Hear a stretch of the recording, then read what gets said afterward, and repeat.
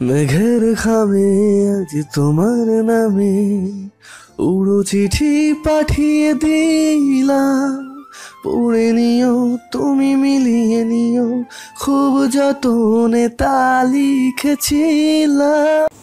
নিজের প্রেমিকার সামনে নিজের বড় ভাইয়ের হবু বউকে বিয়ে হবার কথা কেউ কোনোদিন স্বপ্নেও হয়তো ভাববে না, কিন্তু আমার সাথে সেটা বাস্তবে ঘটতে যাচ্ছে। এখনো মনে হচ্ছে এটা মনে হয় কোনো দুঃস্বপ্ন।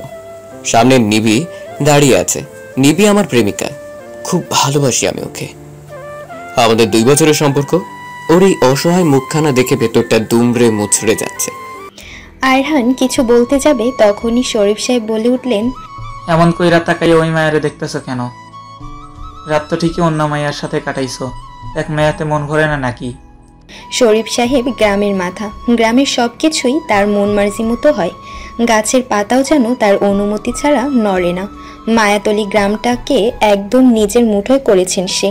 গ্রামের মানুষগুলো এতটাই ভয় পায় তাকে যে তার উপর একটা কথাও বলে না। শরীফ সাহেবের এমন কথায় আরহানের গা জ্বলে যাচ্ছে। সে বুঝে উঠতে পারছে না এই গ্রামের লোক এমন কেন, কি মনে করে যে সে এই গ্রামে এসেছিল। রাকিব, নিবি, অধরা, সায়ন এবং আরহানকে রশি দিয়ে বেঁধে ফেললো গ্রামের লোকেরা। ঘটনাটা এতটাই জলদি ঘটলো যে কেউ কিছু বুঝে উঠতে পারল না। আর যখন বুঝতে পারলো তখন অনেকটা দেরি হয়ে গিয়েছে। তারা খুব ভালো করে বুঝতে পারছে এখান থেকে তাদের পালানো কোনোভাবেই সম্ভব না, কেননা তাদের থেকে ফোনও নিয়ে নিয়েছে। শরীফ সাহেব খুব কড়া গলায় বললেন, এই হাসিম আর মঞ্জু কান খুললা শুনা রাখ, কাজী সাহেব আসা না পর্যন্ত যাতে এগুলাই না পালাইতে পারে। আমার গ্রামে আইসা নষ্টামি, এরা এখন বুঝবো কত ধানে কত চাল। এইসব শহরের নষ্টামি আমার এই গ্রামে চলতো না। বলেই শরীফ সাহেব হন হন করে সেখান থেকে হেঁটে চলে যান। আরহানের মাথা ঝিমঝিম করছে। সে কোনো কুল কিনারা পাচ্ছে না। কি করে এখান থেকে বের হবে? সব তো ভালোই চলছিল, এক নিমিষে কি হয়ে গেল? নিবি কখন থেকে অঝরে কেঁদেই যাচ্ছে। সে আরহানকে নিজের থেকেও বেশি ভালোবাসে। কোনোভাবেই তার দ্বারা সম্ভব না আরহানকে অন্য কারো হাতে হতে দেখা। অধরা পাথরের মূর্তির ন্যায় বসে আছে। তাকে দেখে তার ভিতরের অনুভূতি বোঝা যাচ্ছে না। সে এক দৃষ্টিতে চেয়ে আছে, কি দেখছে সে নিজেও জানে না। ফ্ল্যাশব্যাক। সায়ন, অধরা, আরহান, রাকিব খুব ভালো বন্ধু। তাদেরকে সবসময় একসাথেই দেখা যায়। সায়ন, রাকিব আর অধরা সেই কলেজ লাইফ থেকে বেস্ট ফ্রেন্ড। রাকিবের সাথে তাদের পরিচয় ভার্সিটিতে। তারা 3 জন তো খুব ভালো বন্ধুই ছিল। তার সাথে রাকিব যোগ হয়ে সেই জমজমাট একটা ফ্রেন্ডশিপ তাদের। অধরা এবং আরহান বেস্ট ফ্রেন্ড হলেও অধরা আরও একটা পরিচয় আছে। সে আরহানের বড় ভাই আকিবের গার্লফ্রেন্ড। 3 বছরের সম্পর্ক তাদের। ফ্যামিলি থেকে বিয়েও ঠিক। এই তো আর কদিন বাদেই অধরার গ্রাজুয়েশন কমপ্লিট হবে। তারপর তাদের বিয়ের ডেট ফাইনাল হবে। নিবি তাদের 2 ব্যাচ জুনিয়র। নিবি শুরু থেকেই আরহানকে পছন্দ করত। আরহান প্রথমে পাত্তা না দিলেও একটা সময় নিজেই নিবির প্রেমে পড়ে যায়। আর কদিন পর তাদের ভার্সিটিতে শেষ হবে, তাই তারা চাচ্ছিল কোথাও যাবে। আর বরাবরই তারা অ্যাডভেঞ্চার প্রিয়। নিবিও বায়না ধরল সেও যাবে, তাই রায়হান আর না করলো না। এই তো 4 দিন আগে সায়ন এসে সবাইকে মায়াতলী গ্রামের কথা জানালো। গ্রামটা নাকি বেশ পুরনো, ভূত পেতের দেখা পাওয়া যায়। আর এখানকার মানুষগুলোও নাকি এগুলো বিশ্বাস করে। সে এটা নিয়ে অনেক রিসার্চ করেছে। এখানে গেলে বেশ মজা হবে। সবাই সায়নের কথায় রাজিও হয়ে গেল। তো যেই ভাবা সেই কাজ। পরের দিন রাতেই তারা মায়াতলীর উদ্দেশ্যে রওনা হয়। তারা এখানে এসে বুঝতে পেরেছিল কেউ তাদের ভালোভাবে অ্যাকসেপ্ট করতে পারেনি। এটা নিয়ে তাদের যে খুব একটা মাথা ব্যথা আছে এমনও না। এটাকে একটা বাংলো বাড়ি আছে, বেশ পুরনো। এখানে নাকি অনেকেই আত্মা দেখতে পায়। এই বাংলো বাড়ির নাকি বেশ পুরনো কাহিনীও আছে একটা। তারা ঠিক করে এখানে যাবে। প্রথমে নিবি কোনোভাবেই রাজি হচ্ছিল না। সে বরাবরই এগুলো ভয় পায়। শুধুমাত্র আরহানের জন্য সে এসেছে, কেননা আরহানের সাথে থাকবে বলে। রাত 12টার দিকে তারা ওই বাংলোর উদ্দেশ্যে বের হয়। নিবি তো ভয়ে শেষ। বাংলোতে ঢুকেই দেখতে পায় খুব অন্ধকার। তারা তাদের ফোন বের করে ফ্ল্যাশ জ্বালাতে আরহানের ফোনে চার্জ না থাকায় সে ফোন নিয়ে আসেনি। আর নিবি এতই ভয় পাচ্ছে যে সে অধরার ফোনটাও নিয়ে নেয় লাইটের জন্য। এর মধ্যে বৃষ্টি শুরু হয়ে যায়। বিদ্যুৎ চমকাতে থাকে। বিদ্যুৎ চমকানোর আবছা আলোয় অধরার চোখ আটকে ছুটে যায় একটা ছবির দিকে। সে গুটি গুটি পায়ে সেদিকে এগোতে থাকে। ছবিটি একটি মেয়েটি খুব সুন্দর। অধরার খুব জানতে ইচ্ছে করে মেয়েটিকে। অধরাকে কর্নারের রুমে যেতে দেখে আরহানও পিছু পিছু সেদিকে যায়। অন্ধকারে কিছু বোঝা যাচ্ছিল না। ওই বেশ কিছুক্ষণ এভাবেই চলে যায়। এইদিকে নিবিড় বেহুশ হওয়ার মতো অবস্থা, তার ভয়ে হাত পা কাঁপছে। হঠাৎ সে দেখে বাংলো থেকে একজন ছেলে আর একজন মেয়ে বেরিয়ে যাচ্ছে। দেখে মনে হচ্ছে অধরা এবং রায়হান। অধরা এবং রায়হানের এত মেলামেশা নিবিড় একদম পছন্দ না, তার গা চলে যায়। আরহান বরাবরই অধরাকেই বেশি প্রায়োরিটি দেয়। নিবিড় শুধু অপেক্ষায় আছে কবেই অধরার বিয়ে হবে আর সে তার আরহানকে নিজের করে পাবে। নিবিড় সায়নের কাছে যেয়ে বলে, এই যে সায়ন ভাইয়া, আরহান অধরা আপুকে আমি বেরিয়ে যেতে দেখেছি, চলো আমরাও চলে যাই, আমার ভয় লাগছে। তুমি শিওর ওরা চলে গিয়েছে আমাদের না বলেই? হ্যাঁ ভাইয়া, চলো আমরাও চলে যাই। নিবিড় এক মুহূর্ত অধরাকে আরহানের কাছাকাছি থাকতে দিতে চাচ্ছে না। রাকিব সায়ন নিবিড় কথায় রাজি হয়ে গেল। এমনিতে বাইরে বৃষ্টি পড়ছে, দেরি করলে ঝামেলা। তারা বাড়ির দিকে রওনা হলো। কিন্তু বিপত্তি তো ঘটলো তখন, যখন বাড়ি এসে দেখলো অধরা আরহান নেই। সায়নের প্রচণ্ড রাগ হলো এই নিবিড় উপর। তার নিজের মাথার চুল নিজে ছিঁড়তে ইচ্ছে করছে। সে কিভাবে এই নিবিড় কথায় বিশ্বাস করলো? তারা যে আবার ওই বাংলোতে যাবে তার রাস্তা নেই, কেননা বৃষ্টি আরো বেড়ে গিয়েছে আর রাস্তায় প্রচুর পানি। তারা কোনো উপায় না পেয়ে ভোর হওয়ার অপেক্ষা করতে থাকলো। এদিকে আরহান অধরা দেখলো তাদের দরজা লক হয়ে আছে আর তাদের কাছে ফোনও নেই। তারা বেরোনোর অনেক চেষ্টা করেও কোনোভাবেই পারল না। অধরা তো কেঁদে কেটে অস্থির। আরহান কিভাবে অধরাকে সান্ত্বনা দিবে বুঝতে পারছে না, কেননা তার নিজেরও বেশ ভয় লাগছে এখন। এইদিকে বিদ্যুৎ চমকানোর শব্দে অধরা ভয়ে কেঁপে উঠছে। আরহান খুব ভালো করে জানি অধরা কতটা ভয় পায়। সে কিছু না ভেবে অধরাকে জড়িয়ে ধরল। এভাবে তারা কখন ঘুমিয়ে পড়ল নিজেরাও টের পায়নি। খুব সকালে বাংলোর কেয়ারটেকার যখন বাংলোতে এলো, সে ওই রুমে ঢুকতেই দেখতে পেল আরহানের বুকে অধরা শুয়ে আছে। এটা দেখেই কেলেঙ্কারি বাজিয়ে ফেললো। পুরো গ্রাম শুদ্ধ লোককে জানান দিয়ে ফেললো। এমনিতে এই গ্রামের মানুষ বড্ড সেন্সিটিভ।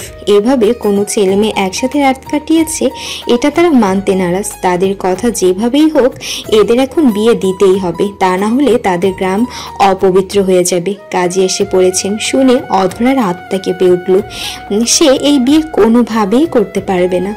আকিব যে তার অপেক্ষায় বসে আছে, সে যে শুধুই তার আকিবের। আরহান অনেক মিনতি করছে কিন্তু লাভ হচ্ছে না। গ্রামের মানুষ উঠে পড়ে লেগেছে তাদের বিয়ে দিতে। শরীফ সাহেব আবারও এসে হাজির হলেন। তোরা বিয়ার লাইগে প্রস্তুত হ, অনেক নষ্টামি করছস আর না।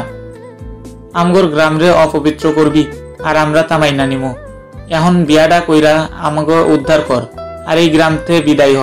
নিবি এবার হাউমাউ করে কেঁদে ফেলল। সে যে ভার্সিটির প্রথম দিন থেকেই আরহানকে পছন্দ করে, সে কিভাবে দেখবে তারই চোখের সামনে তার ভালোবাসার মানুষটা অন্য কাউকে বিয়ে করবে? আরহান নিবির দিকে তাকাতেই তার ভিতরটা কোথাও ছ্যাদ করে উঠল। মেয়েটার ভিতরে যন্ত্রণা উপলব্ধি করতে পারছে সে। সব থেকে আশ্চর্যের ব্যাপার, সায়ন একদম চুপ। সে কোনো কথাই বলছে না, অথচ পান থেকে চুন খসলেই সব থেকে বেশি রিয়াক্ট করে সায়ন। আর আজ সে একদম চুপ, এক দৃষ্টিতে নিচের দিকে তাকিয়ে আছে।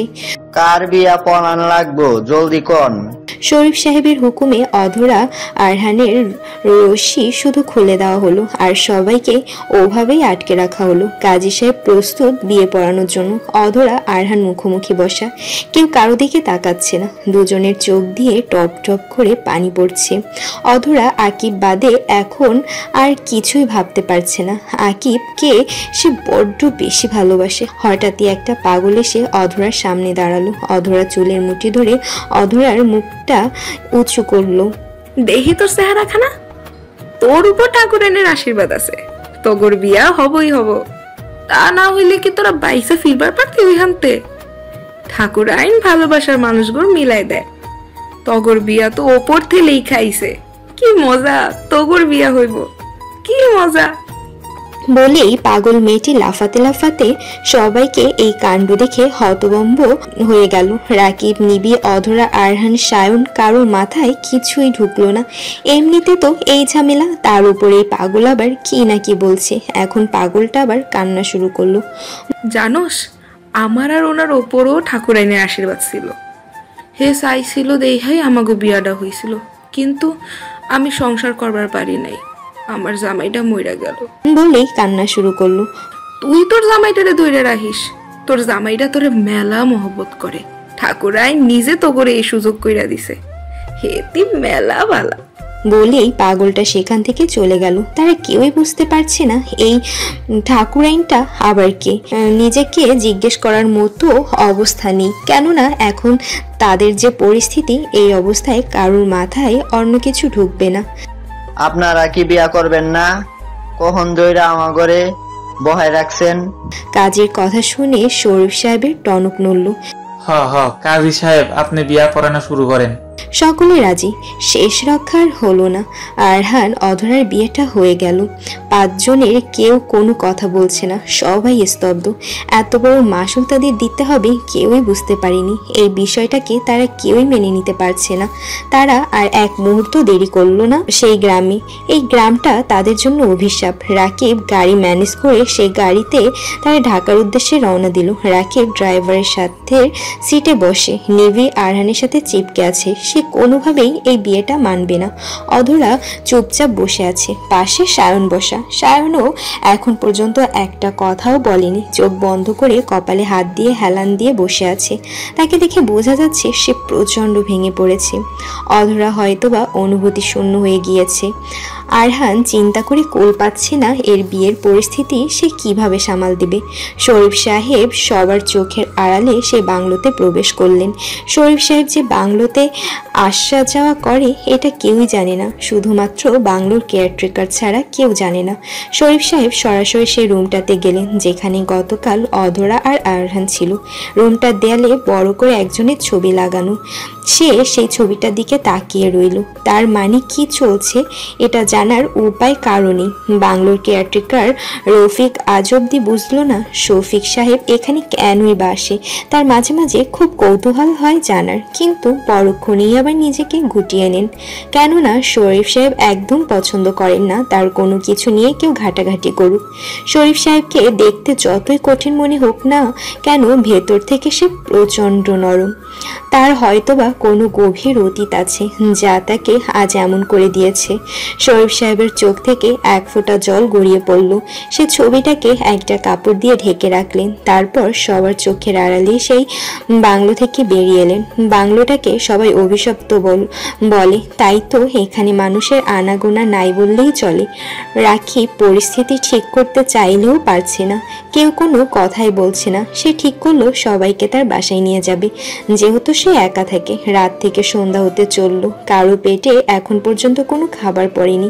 রাকিব ড্রাইভারকে বলল গাড়ি তার বাসার দিকে নিতে। বাসায় পৌঁছে রাকিব সবাইকে রুমে রেখে সায়নকে নিয়ে হোটেলে চলে গেল খাবার কিনতে। সায়ন, তুই এত চুপচাপ কেন?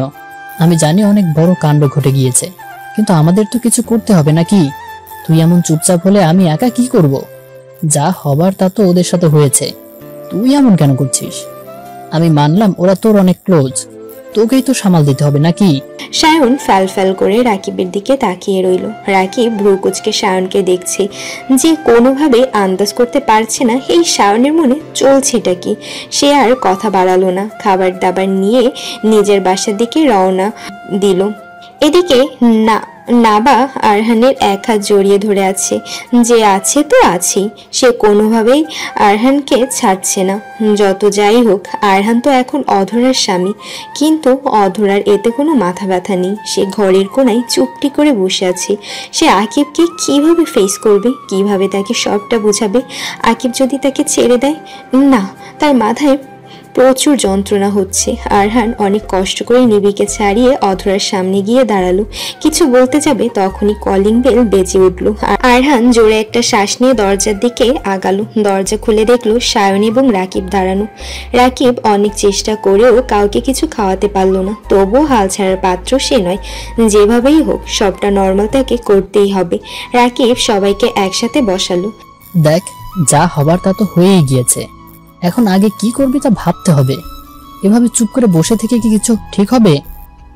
কি করতে হবে আবার? এই বিয়ের কোনো মানেই নেই। আমরা কেউ এই বিয়ে মানি না। আরহান আমাকে ভালোবাসছে, আর আকিব ভাই অধরাপুর বিয়ে ঠিকঠাক। তো এই বিয়ে মিথ্যে, এর কোনো মূল্য নেই। রাকিব আরহানের দিকে তাকালো না। আরহান কিছু বলছে না। অধরা, তুমি কি চাও? আমি এই বিয়ে মানি না। এই কথাটা কেন যেন অধরা বলতে পারছে না। কিছু একটা তাকে বাধা দিচ্ছে। সে কিছু সময় নিল। আমার কাছেও এই বিয়ের কোনো মানে নেই। জোর করে এটা আমাদের উপর চাপিয়ে দিয়েছে। আরহান এক নজর অধরার দিকে তাকালো, তারপর চোখ সরিয়ে নিল। আরহান, তুই কিছু বলছিস না কেন? সবাই সবটা বলে দিয়েছে, আমি আর এক্সট্রা করে কি বা বলবো? আরহানের এমন উত্তরের মানে কেউই বুঝলো না। ওই দিন রাতটা রাকিবের বাসায় থেকে গেল। ওদের মধ্যে ডিসিশন হলো এই বিয়ের খবর কেউ জানবে না কোনোদিন। আরহান আর তার লয়ার ফ্রেন্ডকে বলে ডিভোর্সের ব্যবস্থা করবে। সবাই যাতে এটাকে একটা দুঃস্বপ্ন ভেবে ভুলে যায়। সব থেকে বেশি খুশি হলো নিবি। সে তার আরহানকে কোনোভাবেই হারাতে রাজি নয়। পরের দিন সবাই যে যার মতো বেরিয়ে পড়লো। ওই দিন থেকে অধরা আরহানের সাথে একটাও কথা বলেনি। আরহানও চেষ্টা করেনি কথা বলতে। কেমন যেন অদ্ভুত লাগছে সব। আরহান বাসায় পৌঁছতেই তার মা দৌড়ে এলো। আকিবের বাবা, দেখো রায়হান এসেছে। সবাই রুম থেকে বেরিয়ে এলো। আরু, তোর এমন হয়েছে কেন? বায়াতলিতে যে এমন বিধ্বস্ত হয়েছিস কেন? আরহান আকিবের দিকে তাকাতে পারছে না। তার মনে হচ্ছে সে অনেক বড় অপরাধ করেছে। আরহান কিছু না বলেই রুমে চলে গেল।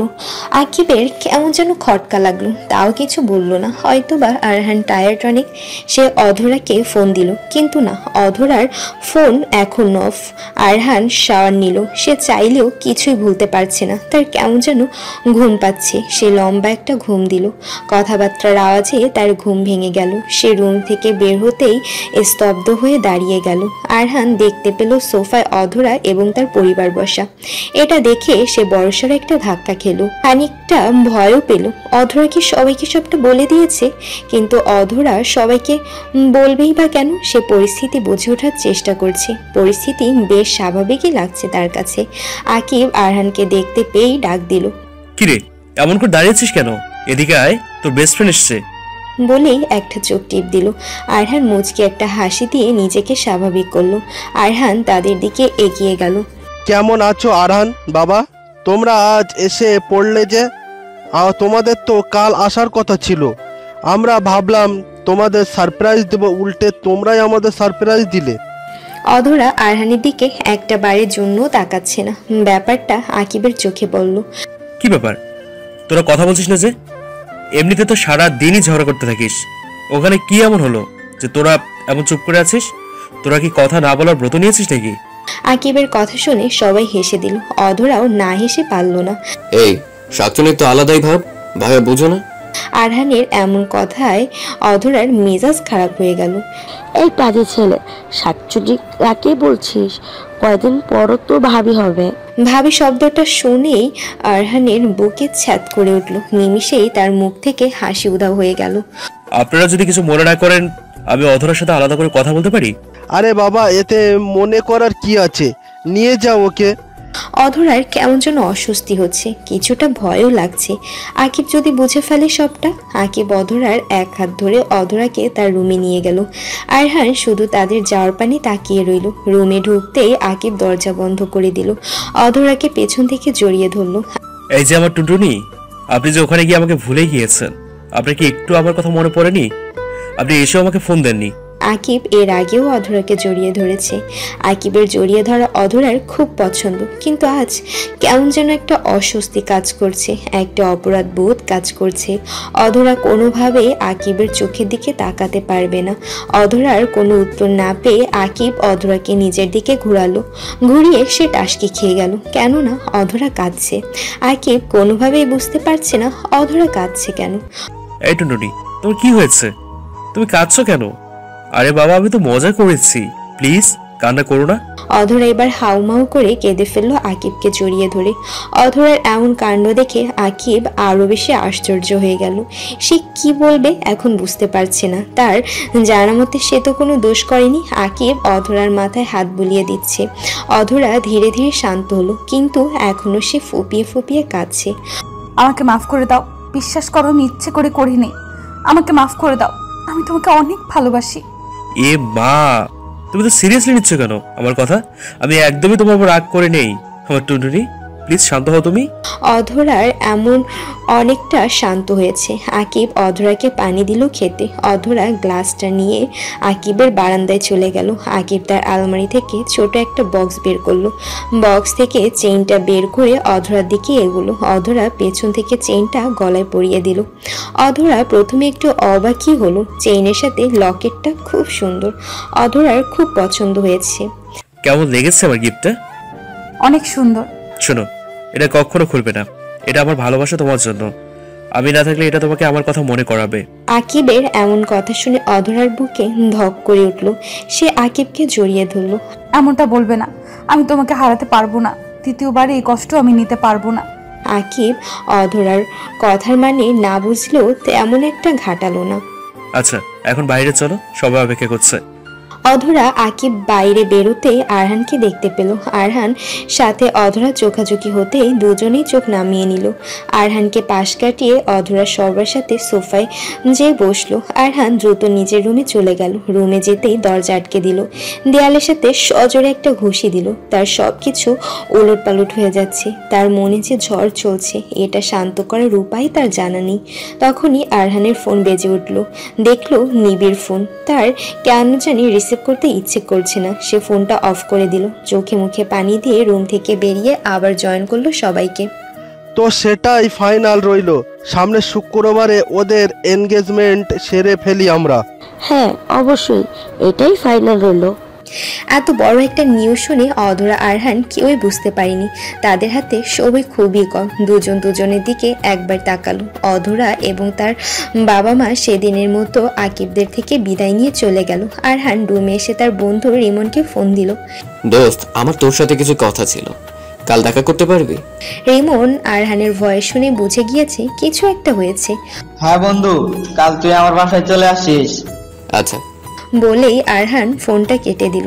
এদিকে রাকিব সায়নকে কল দিয়েই যাচ্ছে, কিন্তু ফোন রিসিভ করার নামই নেই। রাকিবের এবার প্রচুর মেজাজ খারাপ হচ্ছে। এই সায়নের যে হয়েছেটা কি সে বুঝতেই পারছে না। অধরা রাতে ঘুমানোর চেষ্টা করেও পারছে না। তার শুধু সেদিনের কথা মনে পড়ছে। সে চাইলেও তা ভুলতে পারছে না। অনেক কষ্ট করে সে একটু ঘুমের মতো হয়েছে। তখনই হঠাৎ বাইরে প্রচুর বাতাস বইতে লাগলো। শব্দে তার ঘুম ভেঙে গেল। সে লাফিয়ে উঠল। তার মনে ছিল না সে জানালা লাগিয়ে ঘুমিয়েছে, কিন্তু জানালা খুলল কি করে? বাতাসে হয়তো বা খুলে গিয়েছে। সে বিছানা থেকে নেমে জানালা বন্ধ করার জন্য এগুলো। তার মনে হচ্ছে এই ঘরে কেউ আছে। সে কারো উপস্থিত টের পাচ্ছে। হঠাৎ সে একটা অবয়ব দেখতে পেল। ভয়ে তার হাত পা কাঁপছে। এই অবয়টা তার চেনা চেনা লাগছে। অবয়টা তার দিকেই এগিয়ে আসছে। হঠাৎই অধরার ফোনটা বেজে উঠল। ফোনের আওয়াজে সে চমকে উঠল, কিন্তু এ কি? অবয়টার সে দেখতে পারছে না। অধরা কোনো রকম ফোনটা রিসিভ করলো। হ্যালো টুনটুনি। আকিবের আওয়াজ পেয়ে অধরার জান যেন ফিরে এলো। সে মারাত্মক ভয় পেয়েছে। এখনো হাত পা কাঁপছে।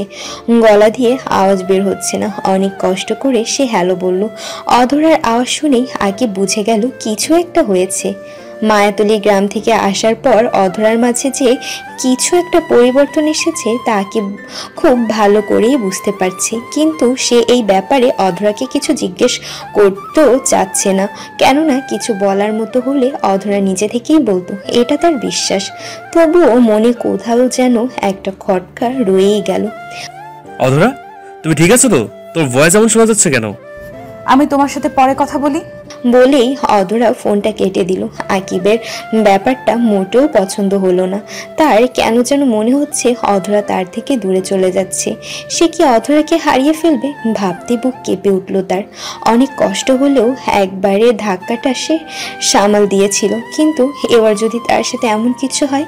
আকিব বিছানা থেকে নেমে আলমারির কাছে গেল, সেখান থেকে একটা অ্যালবাম বের করে বারান্দায় যেয়ে বসলো। অ্যালবামটা খুলতেই তার চোখ বেয়ে পানি গড়িয়ে পড়ল। 5টা বছর হয়ে গিয়েছে, আজ অবধি কি সে মুভ অন করতে পেরেছে নিজেও সঠিক জানে না। কেন এক অদ্ভুত মায়াজালে সে আটকে আছে। তাই তো এতগুলো বছর পরও আজও তার মনে পড়ে সেই ব্যক্তিটিকে। আকিব চোখ বন্ধ করে ডুব দিল সেই সময়টাতে। অধরার ঘুম যেন উধাও হয়ে গিয়েছে। সে এখনো ওই অবয়টার কথাই ভাবছে। এতটা চেনা কেন লাগছে তার? তার কেন মনে হচ্ছে অভয়টা তাকে কিছু বলতে চাচ্ছিল? এইসব 7-5 ভাবতে ভাবতে সে পায়চারি করতে লাগলো। তখন তার ফোনটা বেজে উঠলো। আকিব ভেবে সে নাম না দেখে রিসিভ করলো। হ্যালো। ওপাশ থেকে আওয়াজটা শুনে অধরা চমকে গেল। এমন তো না প্রথমবার সে কথা বলছে, কিন্তু এখন কেন এমনটা লাগছে?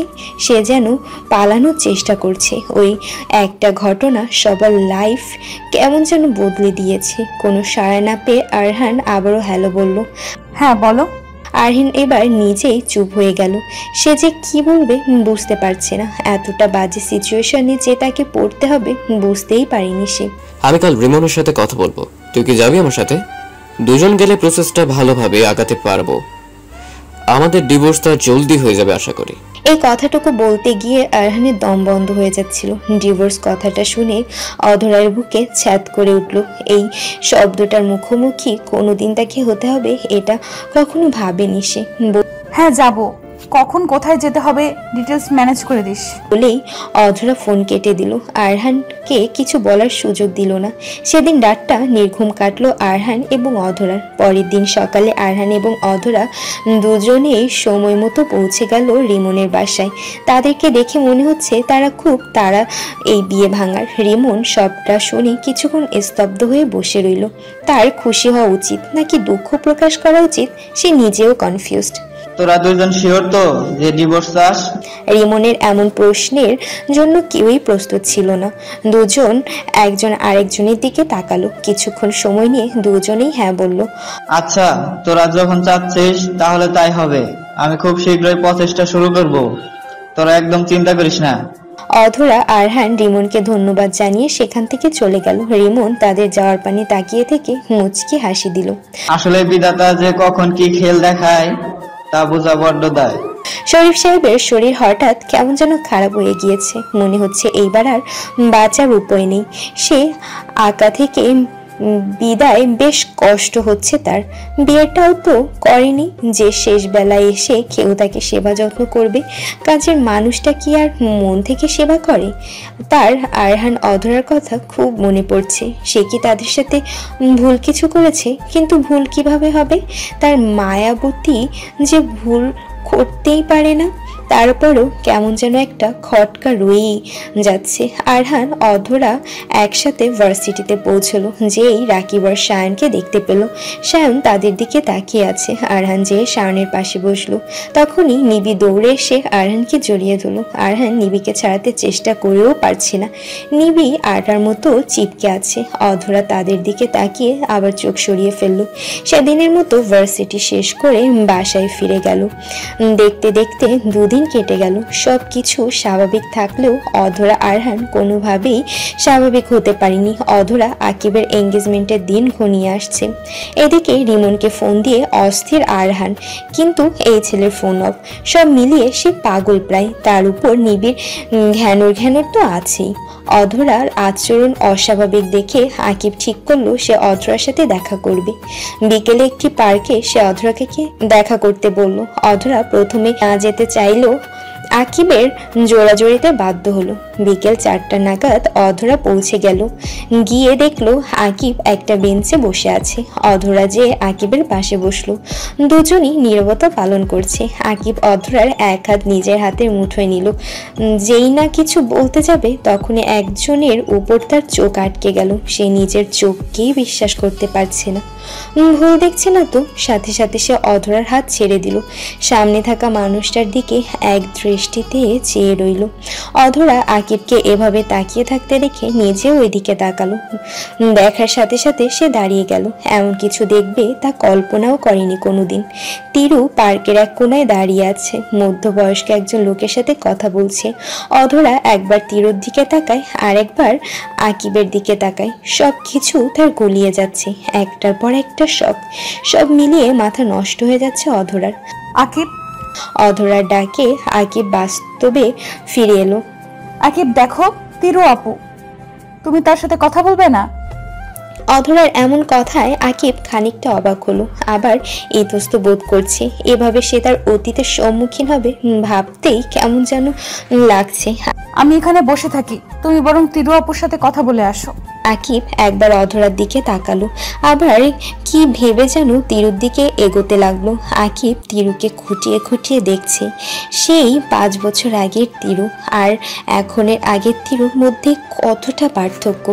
সেই কোমর অবধি চুলগুলো এখন আর নেই, সময়ের ব্যবধানে পরিবর্তন হয়ে গিয়েছে। অথচ তিরুর এই চুলের জন্য কতই না পাগল ছিল আকিব। আকিব যত এগোচ্ছে তার কেমন যেন হাত পা কাঁপছে। সময়ের ব্যবধানে হয়তোবা সবাই সবার জীবন এগিয়ে গিয়েছে, কিন্তু এত কিছুর পরও যে সে ওই মায়াজাল থেকে বের হতে পারেনি।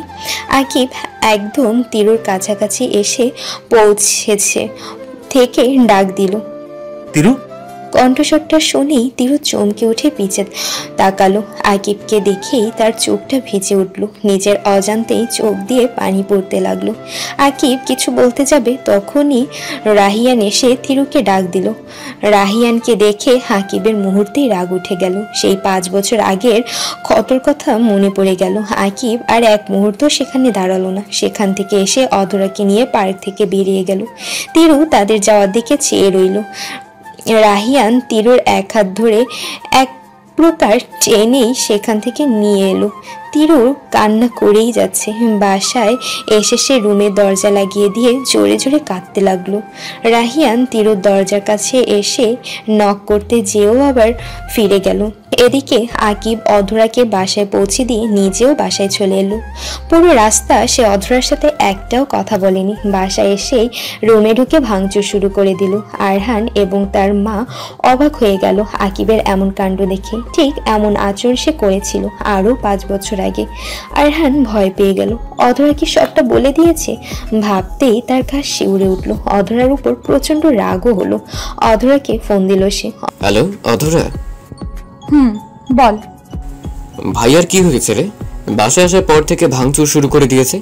তুই কি ভাইকে সবটা বলে দিয়েছিস? অধরা আরহানের কথা শুনে চুপ করে রইল। কি ব্যাপার, কিছু বলছিস না যে? আজ পার্কে তিরু আপুর সাথে দেখা হয়েছিল। তিরু নামটা শুনে আরহানও অবাক হয়ে গেল। এটা কিভাবে সম্ভব? তুই কি বলছিস এগুলো? তিরু ভাবি, সরি আপু কোথা থেকে আসবে এখানে? সে তো দেশের বাহিরে থাকে। আমি জানি না। বাসায় পৌঁছে আকিবকে আমি অনেকবার কল দিয়েছি, কিন্তু রিসিভ করেনি। পুরনো ভালোবাসার সাথে এত বছর পর মুখোমুখি হয়েছে, সামলাতে সময় তো লাগবেই। আরহান খুব ভালো করে বুঝতে পারছে অধরা প্রচন্ড কষ্ট পেয়েছে আকিবের এমন ব্যবহারে। তুই মন খারাপ করিস না প্লিজ। দেখ সবটা ঠিক হয়ে যাবে। আর কাল আমাদের একবার রিমনের সাথে দেখা করতে হবে। অধরা তার ছেলের হাসি দিয়ে বলল, আমার আর মন বলতে কিছু আছে নাকি? তোরা 2 ভাই তো আমার মনকে পুতুল বানিয়ে দিয়েছিস, যেমন ইচ্ছে তেমন নাচাচ্ছিস। বলেই ফোনটা কেটে দিল অধরা। আরহান অধরার এমন কথা শুনে ব্যাককেল হয়ে গেল। মেয়েটা তাকে কি বললো এটা? আরহান সাহস করে আকিবের রুমে গেল। ভাই আছিস? আকিব মাথা নিচু করে খাটের সাথে হেলান দিয়ে বসে আছে। আরহানের আওয়াজ পেয়ে সে এবার তাকালো, আবার মাথা নিচু করে ফেললো। আরহান আকিবের পাশে যেয়ে বসলো। ভাই কি হয়েছে আমাকে একটু বলবি? আকিব এবার চুপ থাকতে পারলো না, বাচ্চাদের মতো কাঁদতে লাগলো। আজ আমি ওই বেইমানটাকে দেখেছি রে। বেইমানটা অনেক ভালো আছে আমাকে এত কষ্ট দিয়ে। আরহান তার ভাইকে কি করে সান্ত্বনা দিবে ভেবে পাচ্ছে না। তখনই আরহানের ফোন বেজে উঠল। ফোনের স্ক্রিনে নিবি নামটা ভেসে উঠেছে। সে ফোনটা কেটে দিল। এতগুলো ঝামেলার মধ্যে এখন নিবিকে টলারেট করা তার দ্বারা সম্ভব না। এদিকে রাকিব গত আধ ঘন্টা ধরে সায়নের বাসার সামনে দাঁড়িয়ে আছে, দরজা ধাক্কাচ্ছে, কিন্তু সায়ন দরজা খুলছে না। ভেতর থেকে কোনো আওয়াজও পাওয়া যাচ্ছে না। রাকিব এই নিয়ে বোধহয় 100টা কল দিয়েছে। দুদিন হলো সায়ন ভার্সিটিতে আসে না, তাই সায়নকে দেখতে সে নিজেই চলে এসেছে। এখন তার ভয় লাগছে। মায়াতুলের ওই ঘটনার পর থেকে সায়ন অনেকটা বদলে গিয়েছে, এটা সে ভালো করেই খেয়াল করেছে। একদম চুপচাপ হয়ে গিয়েছে। রাকিব সায়নের বাসার ভাড়াটিয়াকে ডেকে আনলো, তারপর সায়নের দরজা ভাঙার ব্যবস্থা করলো। দরজা ভেঙে ভিতরে ঢুকতেই কেমন উটকো একটা গন্ধ আসলো। মনে হচ্ছে অনেক দিনই বাসা পরিষ্কার করা হয় না। ঘরের সবকিছু এলোমেলো। রাকিব ধীরে ধীরে এগুলো সায়নের ঘরের দিকে। দরজাটা চাপানো ছিল, ধাক্কা দিতেই খুলে গেল। রুমে ঢুকতেই রাকিব যা দেখলো তা দেখে তার পুরো শরীর ঠান্ডা হয়ে গেল। সায়ন ফ্লোরে পড়ে আছে। ঘরের অবস্থা দেখেই বোঝা যাচ্ছে যে ভাঙচুর করা হয়েছে। রাকিব যে সায়নের পালস চেক করলো, না চলছে। স্বস্তির নিঃশ্বাস নিল সে। পাশেই পড়ে আছে কিছু কৌটো, ইনজেকশনের সিরিঞ্জ। রাকিবের বুঝতে বাকি রইল না যে সায়ন কি অঘটনটা ঘটিয়েছে। রাকিব দ্রুত অ্যাম্বুলেন্সকে কল দিল। সায়নকে নিয়ে দ্রুতই বেরিয়ে পড়ল। যাওয়ার পথে আরহান এবং অধরাকে কল দিয়ে সবটা জানালো। রাকিব হসপিটালে পৌঁছে সায়নকে দ্রুত অ্যাডমিট করলো। কিছুক্ষণ পর অধরা এবং আরহানও হসপিটালে চলে আসলো। রিসেপশনে সায়নের কথা জিজ্ঞেস করে কেবিনের নাম্বার জানলো। আরহান অধরা কেবিনের সামনে এসে দেখে রাকিব মাথা নিচু করে বসে আছে। দোস্ত, সায়নের কি অবস্থা? জানি না রে, ডাক্তার চেক আপ করছে। ও এমনটা কেন করলো? ও তো অ্যাডিক্টেড ছিল না। জানি না রে দোস্ত, ওই কাহিনীর পর থেকেই সায়ন কেমন যেন চুপ হয়ে গিয়েছে। তোরা হয়তো বা খেয়াল করিসনি, করবি বা কিভাবে? তোদের উপর দিয়ে তো কম ঝড় যাচ্ছে না, কিন্তু আমি খেয়াল করেছি ও কারোর সাথেই কথা বলে না, কি নিয়ে যেন ভাবে। এখন তো ড্রাগস নেওয়াও শুরু করে দিয়েছে। ওর এত অধপতনের মানেই তো বুঝতে পারছি না। ব্যাপারটা নিয়ে আরহান অধরা বেশ চিহ্নিত। অধরা কিছু বলতে যাবে তখনই ডাক্তার বের হলো। ডাক্তারকে দেখে ওরা সেখানে ছুটে গেল। আপনারা ওর বাড়ির লোক? হ্যাঁ। আপনারা আমার সাথে আসুন বলেই ডাক্তার সেখান থেকে চলে গেল। আরহান রাকিবের পিছু পিছু অধরাও চেম্বারের দিকে এগুলো। আপনারা বসুন। ডাক্তার, কি হয়েছে সায়নের? সায়ন মেবি কোনো কিছু নিয়ে খুবই ডিপ্রেস। এতটাই বেশি সে ওইটা থেকে বের হতে ড্রাগসের আশ্রয় নিয়েছে। সে অনেক আগে থেকেই নেশা করে, এই ধরেন 1.5-2 বছর। কিন্তু ইদানিং সে খুব বেশি মাত্রায় করে ফেলেছে, যে তার ওভারডোজ হয়ে গিয়েছে। আর কিছুক্ষণ দেরি হলেই পেশেন্টের অবস্থা অনেক খারাপ হয়ে যেত, যদি এখন সে আউট অফ ডেঞ্জার। ডাক্তারের কথা শুনে তারা তিনজনই আকাশ থেকে বলল। সায়ন এতদিন হলো নেশা করে আর তারা কেউ কিছু জানে না, ভাবতেই তাদের খারাপ লাগছে। সায়নের কি এমন হতে পারে, এটাই তারা ভাবতে থাকে। আপনারা চাইলে এখন পেশেন্টের সাথে দেখা করতে পারেন। আরহান, অধরা, রাকিব আর এক মুহূর্ত দেরি না করে সায়নের কেবিনে গেল। সায়ন চোখ বন্ধ করে শুয়েছে, কিন্তু আশ্চর্যের ব্যাপার, সায়নের চোখ দিয়ে পানি পড়ছে। তারা তিনজন 3টি টুল নিয়ে সায়নের পাশে বসলো। অধরা সায়নের মাথায় হাত বুলিয়ে দিচ্ছে। সায়ন টের পেয়ে অধরার দিকে এক পলক তাকালো, তারপর অধরার হাতটা সরিয়ে দিল। এতে সবাই আরো বেশি অবাক হলো। দোস্ত, তুই এমনটা কেন করছিস? আর তোর কি হয়েছে, প্লিজ আমাদের খুলে বল। সায়ন তাচ্ছিলের হাসি দিয়ে, আমার তোদের উপস্থিতি একদম পছন্দ হচ্ছে না। তোরা আমাকে আমার হালে ছেড়ে দে। আমি তোদের সাথে আর কোনো রকম যোগাযোগ রাখতে চাচ্ছি না। এটা কি তোরা বুঝতে পারছিস না? সায়নের এমন কথায় তারা পুরো স্তব্ধ হয়ে গেল। তুই এগুলো কি বলছিস?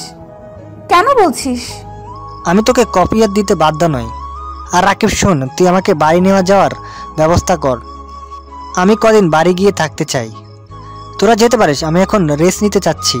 বলেই সায়ন চোখ বন্ধ করে ফেলল। অধরা, আরহান, রাকিব একজন আরেকজনের দিকে তাকাচ্ছে। অধরা ইশারা করলো এখন বেরিয়ে যেতে। তারা কেবিন থেকে বেরিয়ে গেল। সায়ন কোনোদিন এমন বিহেভ করেনি। আমরা তোকে সেই কলেজ লাইফ থেকে চিনি। কিছু একটা কাহিনী তো আছেই, ওইটা না হয় আমরা পরে বের করব। তোরা এখন বাড়ি যা। আমি এখানে আছি। না, আমরা কোথাও যাব না। প্লিজ জিদ করিস না, তোরা তো বুঝতেই পারছিস সায়নের পছন্দ হচ্ছে না, তোরা এখানে থাকিস। আরহান আর কথা বাড়ালো না। অধরা কিছু বলতে গেল, আরহান তাকে থামিয়ে দিল। অধরা হাত ধরে এক প্রকার টেনেই তাকে হসপিটাল থেকে নিয়ে গেল আরহান। তারা রাস্তা দিয়ে হাঁটছে। এই গলিটা বরাবরই নীরব থাকে, এখান দিয়ে হাঁটতে বেশ ভালো লাগে আরহানের। অধরা অনবরত কেঁদেই যাচ্ছে। তুই একটু কান্না থামাবি? আমার কিছু ভালো লাগছে না, সবকিছু কেমন এলোমেলো হয়ে যাচ্ছে। এমনিতেই ঝামেলা কি কম ছিল, এখন আবার সায়নের এই অবস্থা। ওর চোখের দিকে তাকিয়ে মনে হলো ওর আমার উপর অনেক রাগ, কিন্তু আমি বুঝতে পারছি না আমি এমন কি করেছি। হ্যাঁ, জানি না রে, ভাগ্য আমাদের সাথে কি খেল খেলছে, আমি কিছু জানি না। বলে আরহান রাস্তার মাঝেই বসে পড়ল। তার শরীরে আর শক্তি নেই। আরহান যে মানসিকভাবে ভেঙে পড়েছে তাকে দেখেই বোঝা যাচ্ছে। অধরার খুব মায়া হলো আরহানের জন্য।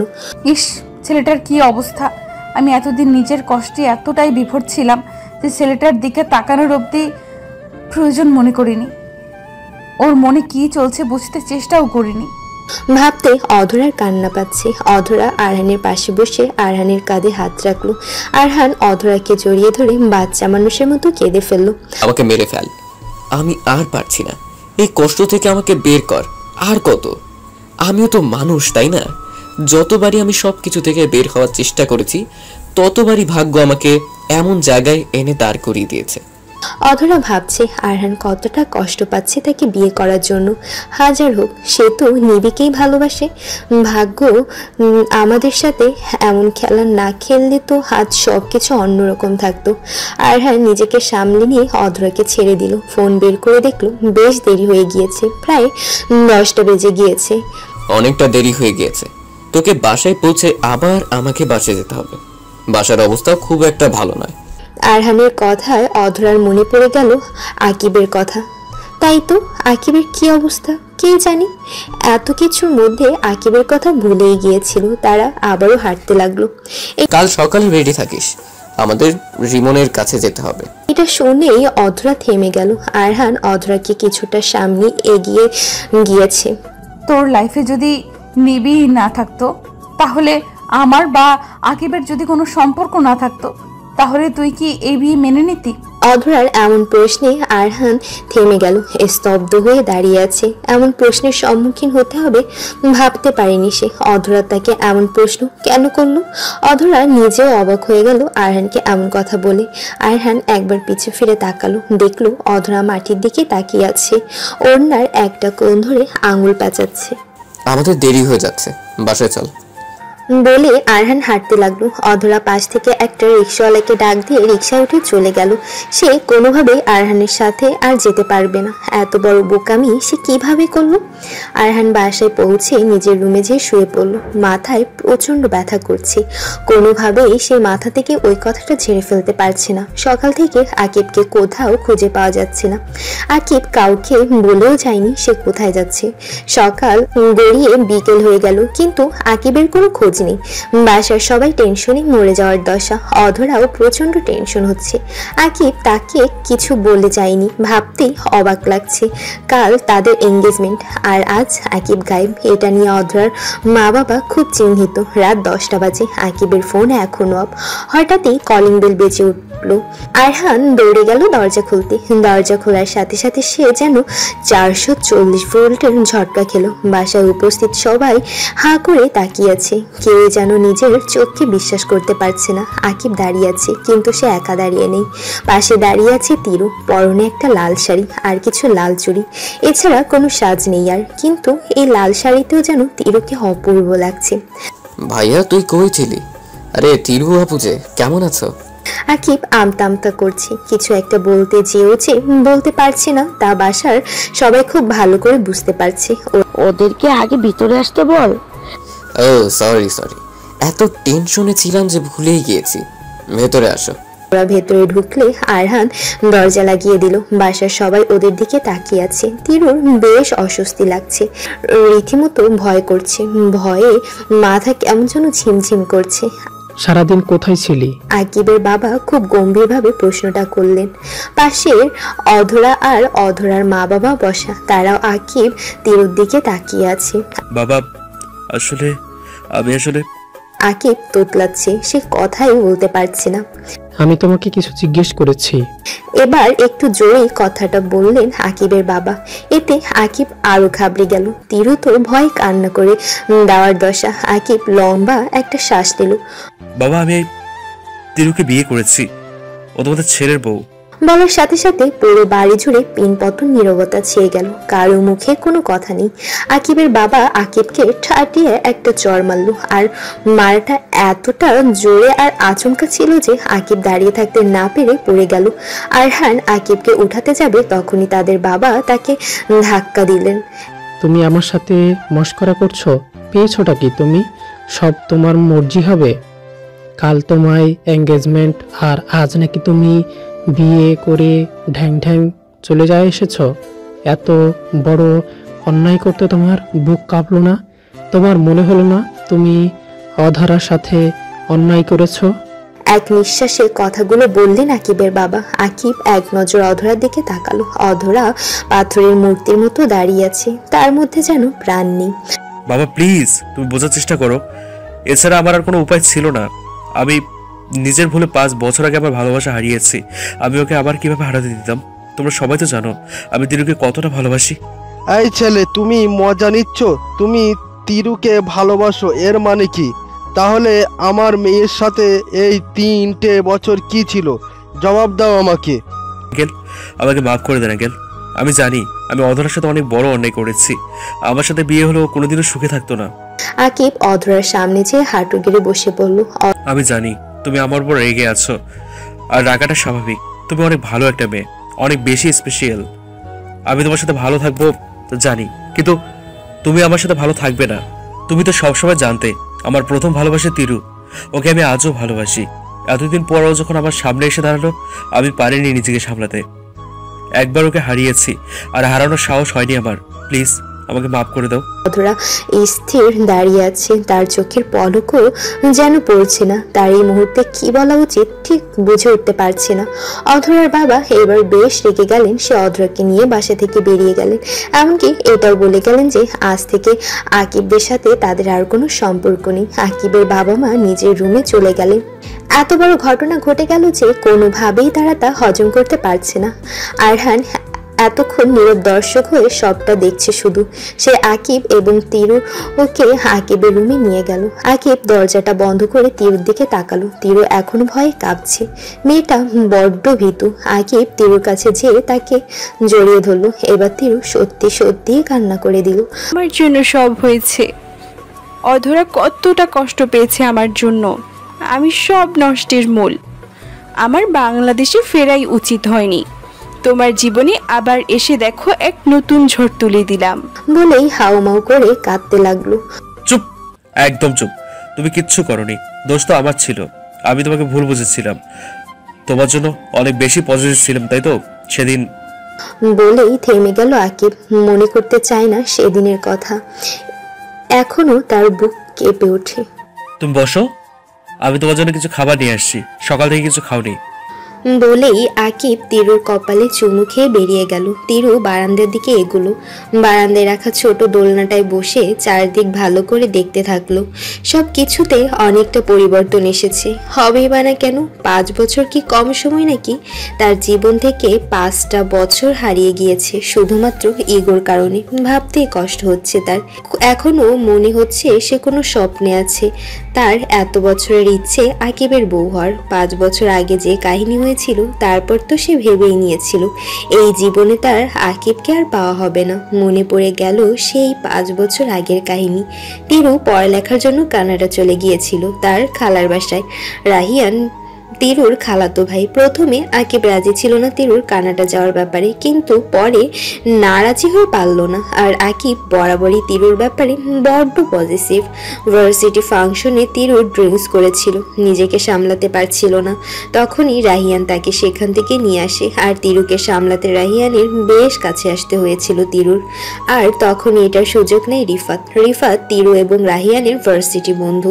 তিরুকে বেশ পছন্দ করে, কিন্তু তিরুর সম্পর্ক সম্পর্ক আছে এটা সে মানতে কোনোভাবেই রাজি না। ওই দিন সুযোগ বুঝে সে ছবিগুলো তুলে আকিবকে সেন্ড করে দেয়, আর ছবিগুলো বেশ এডিট করা ছিল। ওইটা দেখে যে কেউই খারাপ ভাবতে বাধ্য হবে। আকিব বরাবরই পজিটিভ। ওই ছবিগুলো দেখে তার মাথায় রক্ত উঠে যায়। সে তিরুকে ফোন দিয়ে যা ইচ্ছে তাই বলে, কোনো কিছু বলতে বাদ রাখিনি। আর এর আগেও সে কয়েকবার এমন করেছে, কিন্তু এবার এটা এতটাই বেশি হয়েছিল যে তিরু আর তা মেনে নিতে পারেনি। সে ওই দিনের পর থেকে আকিবের সাথে যোগাযোগ বন্ধ করে দেয়, আর আকিবও অভিমানী ধীরে ধীরে তিরু থেকে দূরে সরে যেতে থাকে। আকিবের আওয়াজে তিরুর ঘুম ভাঙলো। অধরা ঘরের লাইট অফ করে চুপটি করে বসে আছে। ভাগ্য তার সাথে এমন পরিহাস করেছে কেন ভেবে পায় না সে। তার ইচ্ছে হচ্ছে মরে যেতে। সে যেন সবকিছু হারানোর খাতায় নাম লিখিয়েছে, তাই তো একটার পর একটা সবকিছু সে হারিয়ে যাচ্ছে। হারাতে হারাতে সে এখন ক্লান্ত, এতটাই ক্লান্ত হয়ে পড়েছে যে তার পক্ষে আর কোনো কিছু সামাল দেওয়া সম্ভব না। এসব ভাবতে ভাবতে সে দরজায় তার মায়ের চিল্লানোর আওয়াজ পায়। তার বুক কেমন যেন ধক ধক করছে। সে কোনো রকম উঠে যেয়ে দরজা খোলে। তারপর সে যা দেখে তার পায়ের নিচ থেকে মাটি সরে যায়। অধরার সামনে রায়হান দাঁড়িয়ে আছে মাথা নিচু করে। অধরার মা সামনে চেঁচামেচি করেই যাচ্ছে। দেখ অধরা, আরহান তোর বন্ধু হলেও ওর সাথে তোর কোনো সম্পর্ক নেই এখন। ওর ভাই এক জালিয়াতি, ওর থেকে কম কি? ওই গোষ্ঠী পুরোটাই একটা জালিয়াতি গোষ্ঠী। প্রেম করে একজনের সাথে আবার বিয়ে করে আনে আর একজনকে। এইসব চরিত্রহীন ছেলেদের থেকে দূরে থাক, এরা শুধু ধোঁকা দিতে জানে। অধরার মা আরো বেশি করে চিল্লাতে লাগলেন। এত চিৎকার চেঁচামেচি করে অধরার বাবাও এসে পড়লেন। আরহানকে দেখে তার মাথায় রক্ত উঠে গেল। এই ছেলে, তুমি এখানে এসেছো কি করতে আবার?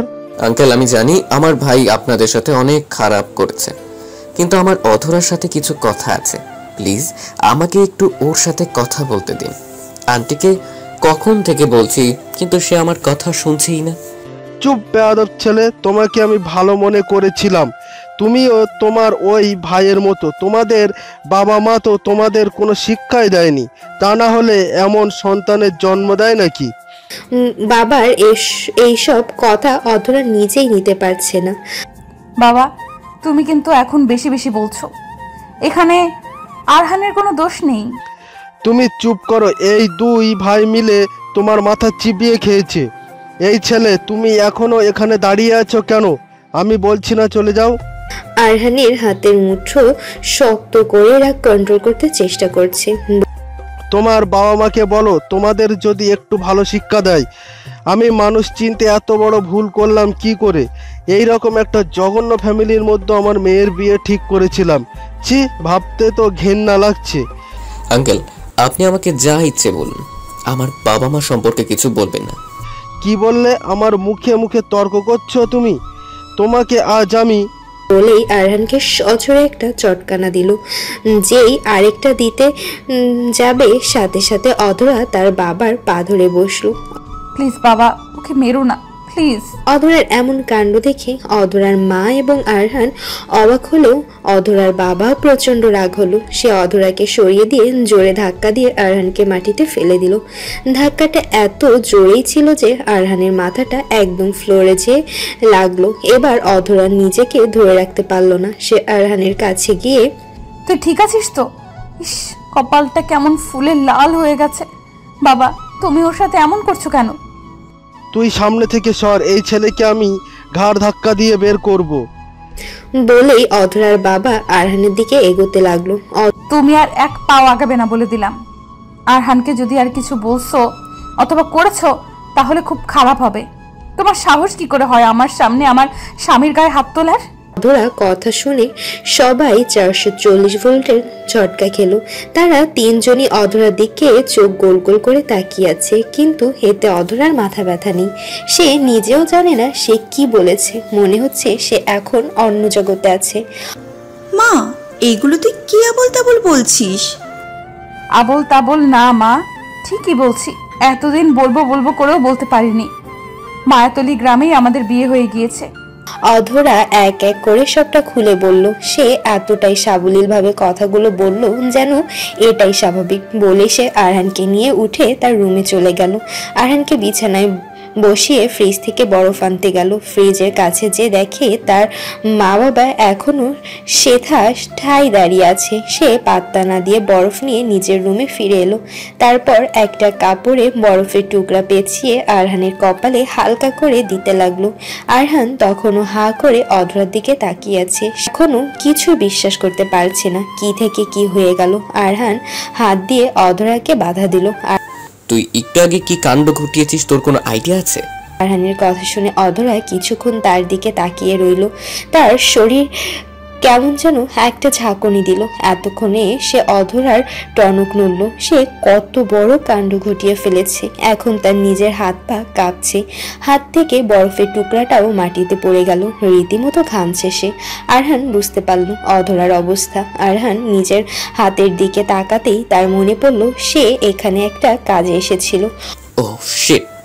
অধরা জিজ্ঞাসু দৃষ্টিতে আরহানের দিকে তাকালো। অধরা, আমি তো তোকে বলতে ভুলেই গিয়েছি। বলেই আরহান তার হাতে রাখা খামটা অধরার দিকে এগিয়ে দিল। কি হয়েছে? এই খামটা কিসের? খুলেই দেখ। আমি নিজেও জানি না, রাকিব দিয়েছে আর বলেছে তোকে দিতে। তোকে কল দিচ্ছিল, না পেয়ে পরে আমাকে দিয়েছে। বলেছে খুবই জরুরি নাকি। অধরা খামটা খুলতেই ভেতর থেকে একটা কাগজ পেল। দেখে কোনো চিঠি মনে হচ্ছে। তুই দেখ এতে কি আছে। আমি একটু ওয়াশরুম থেকে আসি। বলেই আরহান ওয়াশরুমে দিকে এগুলো। অধরা কাগজটা খুলল। প্রিয় অধরা, আজ আমার কিছু তোকে বলার আছে। আমি আরহান স্কুল লাইফ থেকে খুব ভালো বন্ধু ছিলাম। তুই আমাদের লাইফে আসলি কলেজ থেকে। আমরা তিনজন বেস্ট ফ্রেন্ড হয়ে গেলাম। তুই আসার পর থেকে আমার মধ্যে অদ্ভুত এক পরিবর্তন আসলো। কেননা তুই আমার সাথে আরহানের থেকে বেশি ক্লোজ ছিলি। আমার অনেক খারাপ লাগতো, কেননা আমি তোকে পছন্দ করতাম। আর এই পছন্দ যে কবে ভালোবাসার রূপ নেয় তা আমি নিজেও জানি না। ধীরে ধীরে আমি বুঝতে শুরু করি তোর মনে কিছু আছে, তা কিন্তু আমার জন্য না, আরহানের জন্য। তখন থেকে আমার মনে জেলা শুরু হয়। কিন্তু আমি শুধু ধারণা করেছিলাম। কিন্তু এই ধারণায় তখন সত্যি হয় যখন আমি তোর ডায়েরি পড়ি। হ্যাঁ, লুকিয়ে লুকিয়ে আমি তোর ডায়েরি পড়েছিলাম। তখন থেকে আমি প্ল্যান করি তোকে আরাম থেকে দূর করবই। তাই তো তোর কানে বিভিন্ন মেয়েকে দিয়ে কথা লাগাই, আর তুই ধীরে ধীরে আরাম থেকে দূর হতে থাকিস। সব মিথ্যে ছিল। প্রতিটি মেয়েকে দিয়ে আমি এগুলো করেছিলাম। আরহানের কোনো মেয়ের সাথে কোনো কিছুই ছিল না। ও কাউকে পছন্দও করতো না। একটা সময় আমার মনে হতে থাকে তোকে আমি আরাম থেকে আলাদা করতে পেরেছি। তারপর আমি একদিন জানতে পারি তুই রিলেশনে জড়িয়েছিস, তা আবার আরহানের বড় ভাইয়ের সাথে। এটাতে আমি বড়সড় একটা ধাক্কা খাই। তোদের রিলেশনের অলমোস্ট 1 থেকে 5 বছরের মাথায় তুই আমাকে জানিয়েছিস। আমার মাথা ঘুরে যায় তখন। আমি কাঠগুড় ঘুরিয়ে তোর থেকে আরহানকে তোকে আলাদা করেছি, আর তুই এমনটা করলি। আমার মাথা তখন কাজ করা ছেড়ে দেয়। আমি ধীরে ধীরে বিভিন্ন নেশায় জড়িয়ে যাই শুধুমাত্র তোকে ভুলতে, কিন্তু পারিনি। যখন বুঝেছি আমি তোকে কোনো মতেই ভুলতে পারবো না, তখন আমি বিভিন্নভাবে প্ল্যান বানাই কিভাবে তোকে আকিব থেকে দূরে রাখা যায়। কিন্তু কোনো কিছুতেই কাজ হচ্ছিল না। তারপর একদিন আমি মায়েরদির গ্রামে নাম শুনতে পাই একটা কাজিনের কাছ থেকে। তারপর আমি রিসার্চ করি অনেক। ওই গ্রামের মানুষরা অলৌকিক বিশ্বাস করে। ওখানে যে বাংলোটা আছে সেখানে যদি কেউ ভুল করেও কোনো ছেলে মেয়ে আটকে যায় তাহলে তাদের বিয়ে দিয়ে দেওয়া হয়, কারণ এটা নাকি তাদের ঠাকুরের আশীর্বাদ মনে করে। আর এটা না করলে তাদের গ্রামের জন্য অকর্মকর। তখনই ঠিক করে ফেলি এই গ্রামে যাওয়া লাগবেই তোকে নিয়ে। তারপর যে বাবা সেই কাজ। সব কিছু প্ল্যান মোতাবেক চলছিল। কিন্তু খাবলাটা তো যখন হলো যখন তুই আরহান ওখানে আটকে গেলি, আর আমার চোখের সামনে তোদের বিয়ে হয়ে গেল। মনে হচ্ছিল আমার জানটা কেউ আমার থেকে আলাদা করে ফেলেছে। কেননা আমার মায়ের পর সবচেয়ে বেশি ভালোবাসি সেটা হলো তুই। এত কিছু করেও তোকে আমি পেলাম না রে। গুরুপুরে তুই ওই আরহানেরই হয়ে গেলি। আসলে তুই ভাগ্যবতী, তাই তুই তোর প্রথম ভালোবাসাকেই পেয়েছিস। তোকে আজ আমি আরেকটা সত্যি বলবো। আরানহ তোকে অনেক বেশি ভালোবাসে। ওর চোখে তোর জন্য অনেক ভালোবাসা দেখেছি। তুই কিভাবে দেখলি না? ছেলেটা তোকে পাগলের মতো ভালোবাসে। হয়তোবা ওর ভালোবাসা জোর আমার থেকে অনেক বেশি। আমি জানি তুই এটা শুনে অনেক বেশি অবাক হবি। আরহানের ভালোবাসার বর্ণনা তুই না হয় ওর থেকে শুনে নিস। তোর কাছে একটা রিকোয়েস্ট, আরহান যেন কোনোদিন কিছু না জানতে পারে আমার ব্যাপারে। ছেলেটা বড্ড কষ্ট পাবে। আমি চাই না আমার এই সত্যটা কখনো ওর সামনে আসুক। আমি সামনের মাসে কানাডা চলে যাচ্ছি।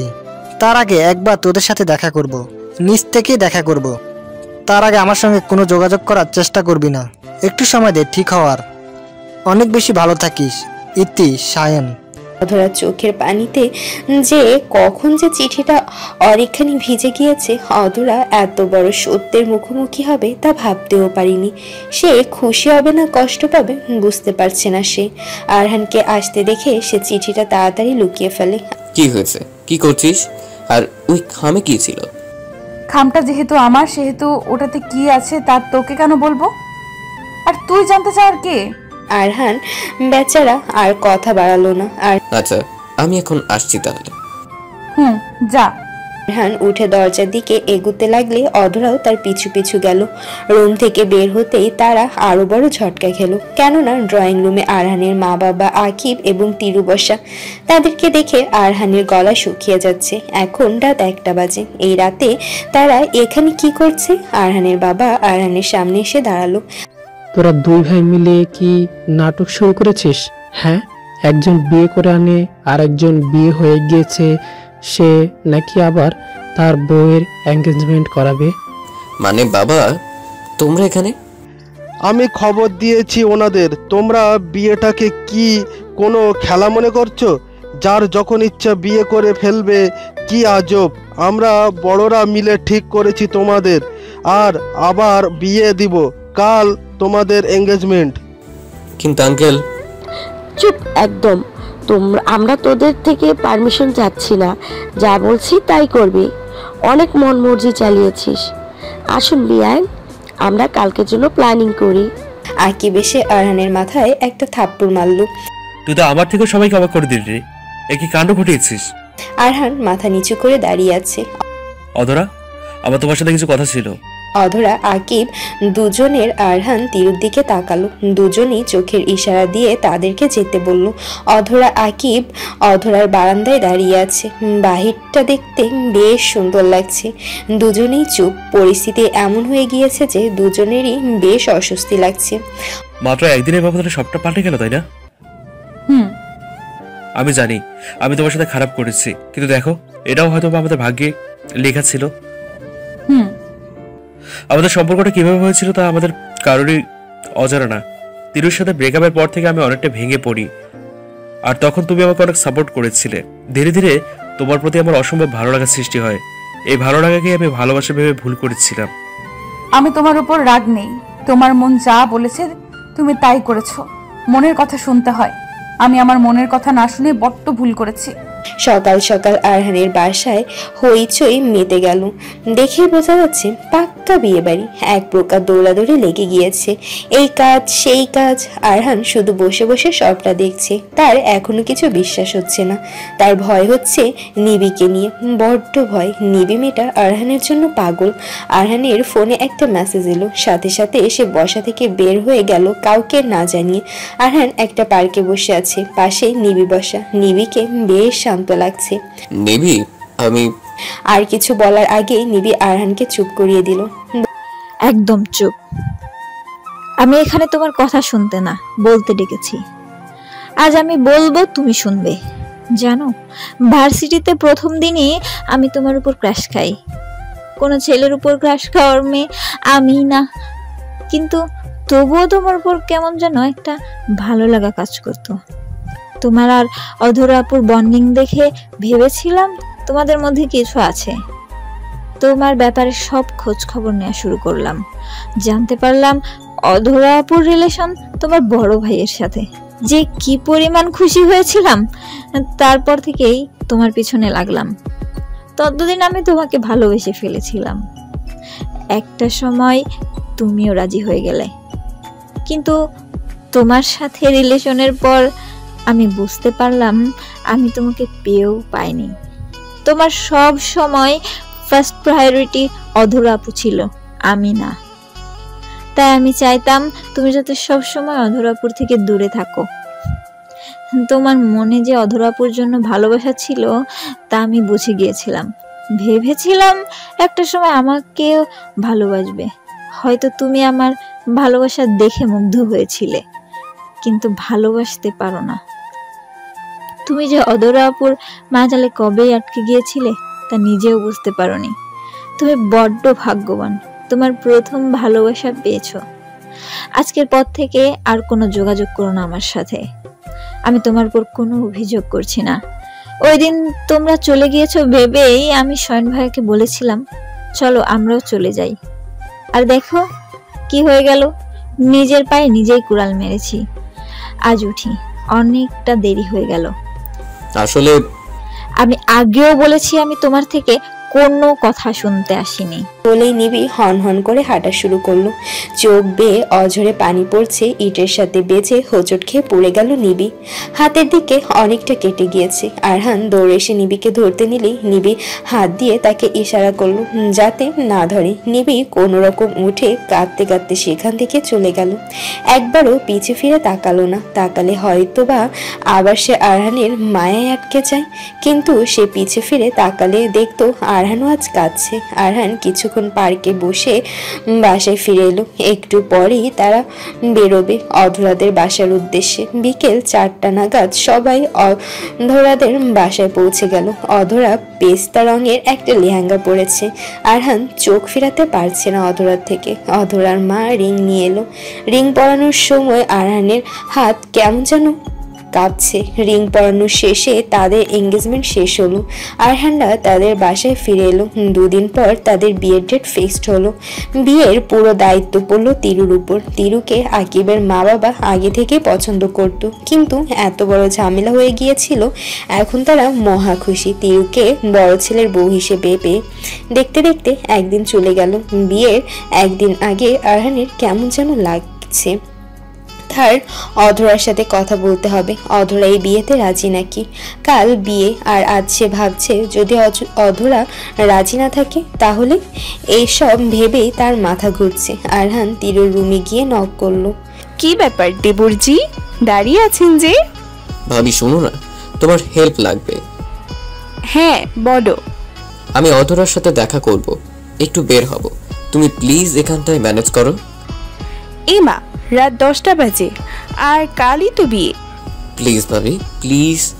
আচ্ছা বাবা তুমি যাও, আমি এই দিকটা দেখব। আরে আমার সুইট ভাবি।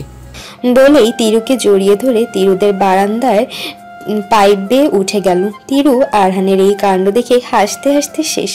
আরহান অধরাদের বাসার সামনে যেয়ে পায়চারি করতে লাগলো। মেন গেট দিয়ে গেলে তো বিপদে পড়ে যাবে। আরহান দেয়াল টপকে পাইপ বেয়ে অধরা রুমের বারান্দায় পৌঁছলো। রুমে উকি মেরে দেখে কেউ নেই। সে সরাসরি রুমে ঢুকে গেল। অধরা ওয়াশরুম থেকে বেরিয়ে আরহানকে দেখে যেই না চিৎকার দিতে যাবে তখনই আরহান যে অধরার মুখ চেপে ধরলো। এই একদম চিল্লাবি না বলেই মুখ ছেড়ে দেয়। তুই এখানে কি করছিস? আমার তোর সাথে কথা আছে। কি এমন কথা যে এত রাতে এখানে আসতে হলো? তুই এই বিয়েতে রাজি? কাল বিয়ে আর আজ তুই এই কথা বলছিস? রাজি না হয়ে লাভ আছে? বিয়ে তো হয়েই গিয়েছে, আর আমার মতামত নেওয়ার জন্য কেউ তো বসে নেই। তুই বললে এই বিয়েটা হবে না, ওই ব্যবস্থা আমি করব। আর আমি তো রিবনের সাথে কথা বলেছি, ফ্যামিলিকে রাজি আমি করিয়ে ফেলবো। আরহানের এমন কথা শুনে অধরারও গা জ্বলে যাচ্ছে। বান্দর ছেলে বিয়ে করবে না। তুই করবি, তোর ভূতে করবে। শয়তান পোলা, তোর জন্যই তো এত কিছু হয়েছে। বিয়েটা হয়ে নেক, তারপর তোকে মেরে তক্তা বানাবো। ও তার মানে তুই এই বিয়েটা করতে চাচ্ছিস না, তাই তো? কোনো সমস্যা নেই, আমি এক্ষুনি বাবাকে বলছি। বলেই অধরা দরজার দিকে এগুতে নিলেই আরহান তার হাত ধরে টান দিল। অধরা টাল সামলাতে না পেরে আরহানের বুকে গিয়ে পড়ল। এই ফাজিল মেয়ে, তোর কি সমস্যা? তুই আমার কথা এমন উল্টো কেন বুঝিস? তুই কি আমাকে না বুঝার পণ করে রেখেছিস? আর কত জ্বালাবি? কোনোদিনও কি বুঝার চেষ্টা করবি না? জানিস তোকে আমি কত ভালোবাসি সেই কলেজ লাইফ থেকে। আর তুই কি করলি? ঢ্যাং ঢ্যাং করে আমার বড় ভাইয়ের সাথে রিলেশন করলি। জানিস নিজের ভালোবাসার মানুষকে নিজের চোখের সামনে অন্য কারোর সাথে দেখা কতটা কষ্টের? কত কষ্ট করে আমি দিন পার করেছি শুধুমাত্র তোকে ভুলতে। আমি নিবিড় সাথে জড়িয়েছি, ভেবেছিলাম তোকে ভুলে যাব, নিবিড় সাথে নতুন করে শুরু করব, কিন্তু পারিনি। আমি নিবিড় সাথে থেকেও যেন ওর সাথে ছিলাম না। আমার মন পড়ে থাকতো তোর কাছে, আর তুই কিনা বলছিস আমার এই বিয়েতে ইচ্ছে নেই। এক নিঃশ্বাসে গড় গড় করে আরহান সবটা বলে ফেললো। অধরা গোল গোল চোখ করে আরহানের দিকে তাকিয়ে রইল। সেগুলো কি শুনলো? তো আগে বলিসনি কেন? বলবো কিভাবে, ভয় পেতাম তোকে হারাবার। তারপর তো তুই আর ভাইয়া। বলেই থেমে গেল আরহান। এখন বাসায় যা। অধরা এমন কোনো উত্তর দেবে আরহান আশা করেনি। মানে কি? মানে বাসায় যা, আমার ঘুম পাচ্ছে, এখন কথা বলতে ইচ্ছে করছে না। কাল তো বিয়েতে দেখা হচ্ছেই, আর মনে করে এসে পড়িস আমার বিয়ে বলে কথা। নাচতে নাচতে তার মনে হলো কেউ দাঁড়িয়ে আছে। আবার সে অবৈটা দেখতে পেল অধরা। পরের দিন বিকেলে অধরা আরহানের বিয়ে হয়ে গেল। রাতে অধরা বাসর ঘরে বসে আছে। আরহানের ভেতরে যেতে কেমন যেন লাগছে। আকিব তিরু জোর করে তাকে রুমে ঢুকালো। আরে তুই এসেছিস, ভেরি গুড। আমি এখন ঘুমাবো। শুন, মেক শিওর আমাকে যাতে মশা না কামড়ায়, আর কাল আমরা মায়াতলি গ্রামে যাচ্ছি। বলেই অধরা লাইট নিভিয়ে শুয়ে পড়ল। আরহানের মনে হলো এই মেয়ে পাগল হয়ে গিয়েছে। সে কত বড় শখ খেয়েছে যে তার মাথা তার ছিঁড়ে গিয়েছে, তাই তো এমন আবল তাবল বকছে। আরহান চুপ করে অধরার পাশে শুয়ে পড়ল। সকাল সকাল অধরার ঘুম ভেঙে গেল। ঘুমন্ত আরহানকে দেখে বেশ ভালো লাগছে। অধরা ফ্রেশ হয়ে রুম থেকে বেরিয়ে রান্নাঘরের দিকে গেল। অধরাও যেয়ে তাদের সাথে যোগ দিল। সবাই ওঠার পর তারা একসাথে ব্রেকফাস্ট করতে বসলো। মা, আমি আজ অধরাকে নিয়ে মায়াতলি যেতে যাচ্ছিলাম। ও মা, কেন? আর কদিন পর যা। না মা, আমি আজই যেতে যাচ্ছি, আর দুদিন পর তো বউ ভাত। খাওয়া দাওয়া করেই তারা বেরিয়ে পড়লো। আমরা মায়াতলি কেন যাচ্ছি? আমার ইচ্ছে। অধরার মনে কিছু প্রশ্ন আছে, যার জবাব ওই গ্রামে গিয়েই পাওয়া যাবে। সন্ধ্যার নাগাদ তারা গ্রামে পৌঁছালো। অধরা আরহান গ্রামে এসেছে এই খবর শুনে গ্রাম জুড়েই ছড়িয়ে গেল। শফিক সাহেবের কানে যেতেই তার একটাই কথা, অধরা আরহান তার বাসায় উঠবে। প্রথম দিকে শফিক সাহেবের উপর আরহানের রাগ থাকলেও মনে মনে সে কৃতজ্ঞ। হালকা কিছু নাস্তা পানি করে অধরা শফিক সাহেবকে বলল, চাচা, আমি ওই বাংলোতে আবার যেতে চাই, আর এখনই। অধরার কথা শুনে শফিক সাহেব কিছুটা ভরকে গেলেন। কি কও মাইয়া, এত রাইতে ওইখানে কেন যাইবা? চাচা, আচ্ছা আর একটু রাইত হোক, তারপরে বাড়াই মনে আমরা। আরহান অধরাকে খোঁচা দিয়ে, এই ওইখানে কেন যাবি? তুই বেশি কথা বলিস তো, তাই। রাত 9টার নাগাদ তারা ওই বাংলোতে গেল। অধরা সরাসরি ওই রুমটার দিকে এগোলো। ছবিটা একটা লাল কাপড় দিয়ে ঢাকা। চাচা, আমি ছবির এই মহিলার সম্পর্কে সবটা জানতে চাই। আমার মনে হয় আপনার সাথে এর কোনো যোগসূত্র আছে। এখান থেকে যাওয়ার পর থেকে আমার সাথে অদ্ভুত কাণ্ড ঘটেছে। শফিক সাহেব প্রথমে ইতস্ত করলেও পরে বলা শুরু করলেন। আরহানের সবকিছু মাথার উপর দিয়ে যাচ্ছে। ছবিতে যে মেয়েটা দেখছো ওর নাম ফুলি। আমরা ছোটবেলায় এক লয়েই বড় হয়েছি। ও ছিল আমার খেলার সাথী। আমি ওরতে 2 বছরের বড় হইলেও আমাদের বেশ জমতো। ধীরে ধীরে আমরা বড় হইতে থাকি। ছোটবেলায় প্রেম ভালোবাসা অতটা বুঝতাম না, কিন্তু ওরে আমার খুব ভালো লাগতো। ওর বাপ আর আমার বাপের ভালা খাতিরও ছিল, আর এক মাইয়া হওয়ার ওরে বিয়া দেওয়ার তারা ছিল না এতটা। আমার এক বড় ভাই ছিল, হেতি বিলেতে পড়তো। আমার টিকা 10 বছরের বড় ছিল। ভাই বিলেতে যখন বিদেশে আহে তখন আমার বয়স 20 আর ওর বয়স 18। ভাই দেশে আসার পর ফুলির লগে ভাইয়ার বিয়ে ঠিক হয়। ওই দিন যে কি কষ্টটাই না পাইছিলাম। ফুলি একেবারে ফুলের লাহান ছিল, সুন্দর। হেগোর বিয়ার আগের দিন ফুলি আমারতে আয়া কি কান্দা। বুঝতাম পারছিলাম ফুলিও আমারে মেলা পছন্দ করে, কিন্তু আমগোর কাছে রাস্তা ছিল না। ভাইয়ার লগে ফুলির বিয়া হইয়া যায়। তারপর তো আমি চুপচাপ হইয়া যাই। এই রুমটা আমার ভাইয়ের রুম, এইখানে ফুলি থাকতো। আর যে ছবিটা দেখতেছো এটা আমার ফুলির লাইগে আঁকছিলাম। ফুলি যখন এইখানে বিয়া কইরা আহে। এতটুকু বলেই শরীফ সাহেবের চোখ ভিজে আসে। কথা আটকে আটকে যাচ্ছে। বিয়ার বছর যাইতে না যাইতেই হেগোর ভিতরে ঝামেলা শুরু হয়। ভাইয়ের বিলেতে যে একটা বউ ছিল ওইটা আমরা কেউ জানতাম না। ওই বউটা কেমনে কেমনে ঠিকানা পায়া জানি এই গ্রামে চলে আহে। তারপরতেই শুরু হয় অশান্তি। ভাইয়ার সাথে ফুলির লাইগাই থাকতো। একদিন তাগর মধ্যে বিশাল ঝগড়া শুরু হয়। ভাই ফুলির গায়ে হাত তোলে। ভাইয়ের আগের বউ আগুনে ঘি ডালার মতো কাম করে। সেই দিনই ছিল ফুলির শেষ দিন। ঠিক এই রুমটাতেই ফ্যানের লগে জুইলা ফুলি মারা যায়। তারপর থেকে মরার তাণ্ডব শুরু হয়। এক এক কইরা এইখানের মানুষজন মরতে থাকে। বংশের মধ্যে শুধু আমি বাচ্চা থাকি।